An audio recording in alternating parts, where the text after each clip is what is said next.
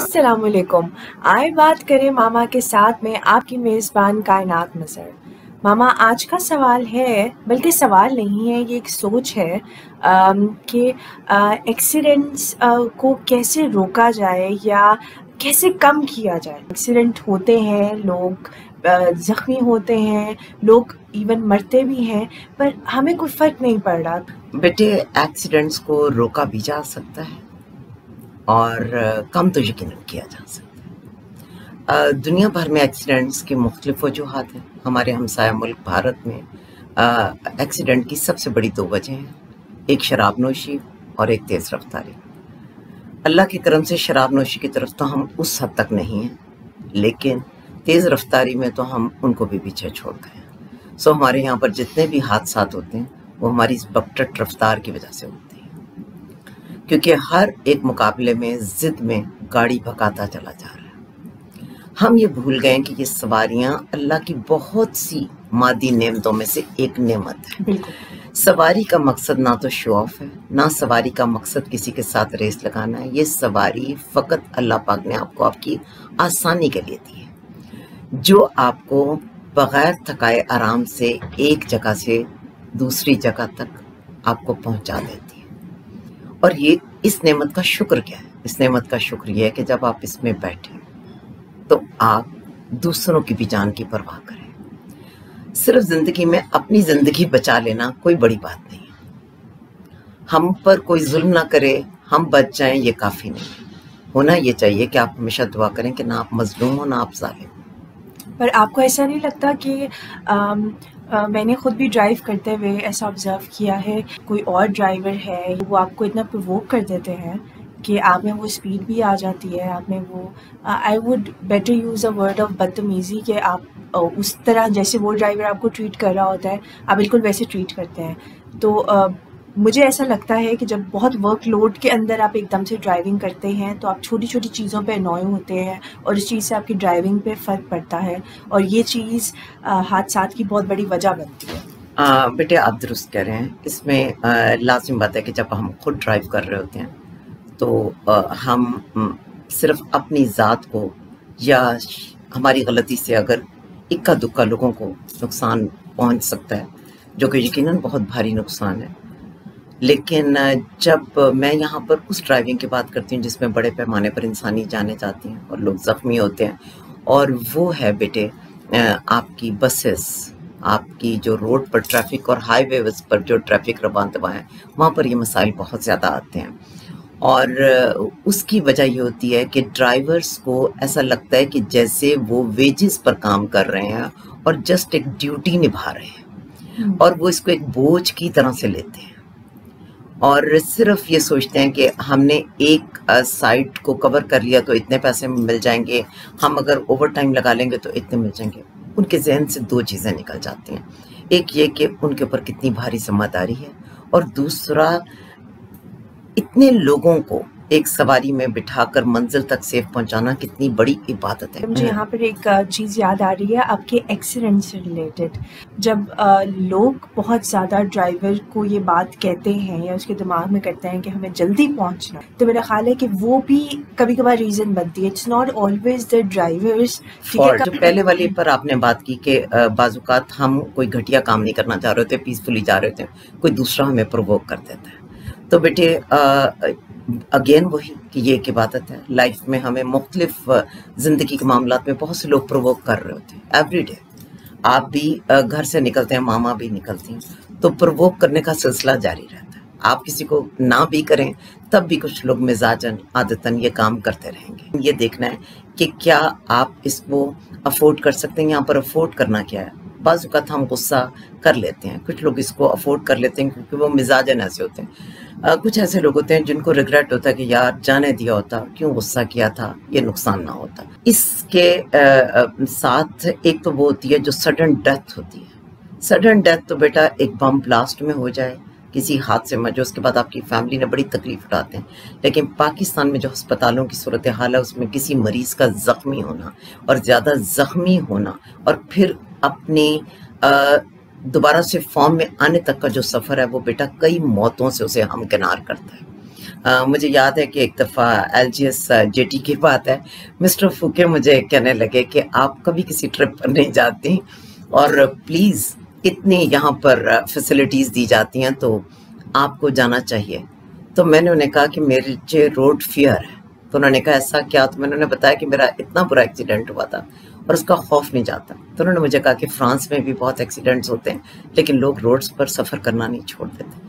تو میں نے انہیں اس کے جواب میں کہا کہ فرانس میں ایکسیڈنٹس ہوتے ہوں گے لیکن وہاں کے ہاسپٹل پاکستان کے ہاسپٹل جیسے نہیں ہوتے. خیر میرے تجربے نے تو مجھے بہت کچھ سکھایا.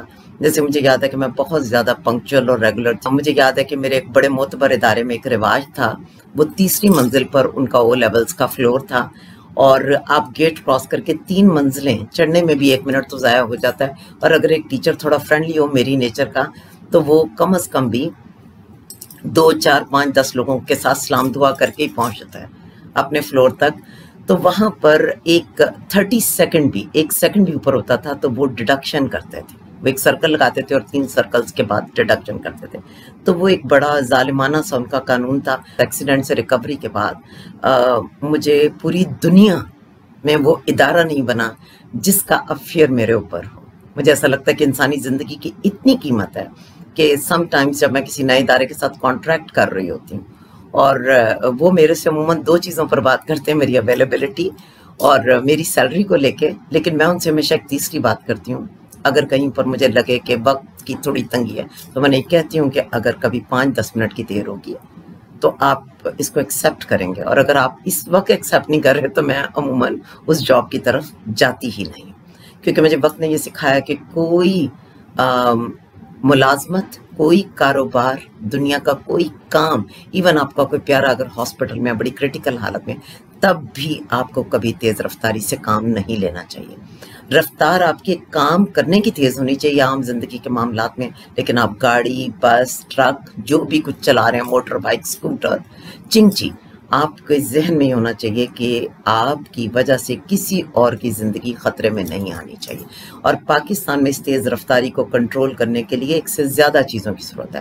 ایک جو ہماری بس سروسز مختلف ہیں، ان کے مالکان کو چاہیے کہ جن ڈرائیورز کو ہائر کرتے ہیں ان کو نہ صرف پے اچھا کریں بلکہ ان کو اوور برڈن نہ کریں.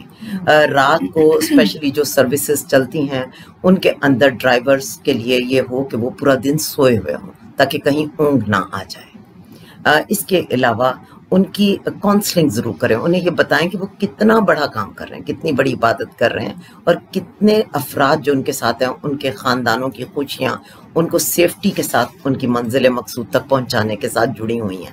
تو اگر آپ کو جس دن یہ لگنا شروع ہو جاتا ہے کہ آپ کا کام ایک عبادت ہے، آپ کا کام آپ کو اگر دنیا میں کچھ پیسے کم بھی دے رہا ہے لیکن وہ ریوارڈنگ ہے آپ کی آخرت کے لیے، ہم مسلمان ہیں تو بیٹے ہمارے لیے تو یہ دنیا اینڈ نہیں ہے. ہم اس کے بعد کی دنیا کی اگر بات کریں اور آپ صرف اور صرف اپنی اس بات کی دنیا کو ذہن میں رکھیں تو آپ یہ افورڈ نہیں کر سکتے کوئی بھی شریف آدمی کہ وہ اپنے نام کے ساتھ ایک قاتل کا ٹھپا لگوائے، وہ اپنے نام کے ساتھ اتنے بڑے ظلم کو جوڑے کہ ایک پوری فیملی سفر کرے. میں تو بیٹے ان خوش نصیب ترین انسانوں میں سے ہوں جن کو اللہ پاک نے زندگی بھی دے دی، صحت بھی دے دی، اور میں اپنے بچوں کو بڑے ہوتے دیکھ سکی. میں تو بہت بہت بلیسڈ ہوں. لیکن بیٹا ہمارے یہاں پر سڑکوں پر ہونے والے ایسے حادثات میں اور ہیڈ انجری ہونے والے مریض عموماً شفا یاب نہیں ہوتے بلکہ شاید بچتے ہی نہیں ہیں. بس تو چلیں ایک بڑی چیز ہے، میں تو گاڑی سے کوئی 2-3 پتہ نہیں کتنے دور کھڑی کر دیتی ہوں میں اس کو دیکھتے ساتھ، یا ڈمپر ٹرکس کو. پر اس کے اندر کچھ چیزیں جو میں ضرور ایڈ کروں گی. ایک ٹیمپرامنٹ کا بہت پرابلم ہے کہ میری میں ہے، اگر میری گاڑی روڈ کے اوپر ہے تو کوئی اور کیسے اس جگہ پہ آ سکتا ہے. اگر میری یہ جگہ ہے تو کسی کو ایمرجنسی نہیں ہو سکتی.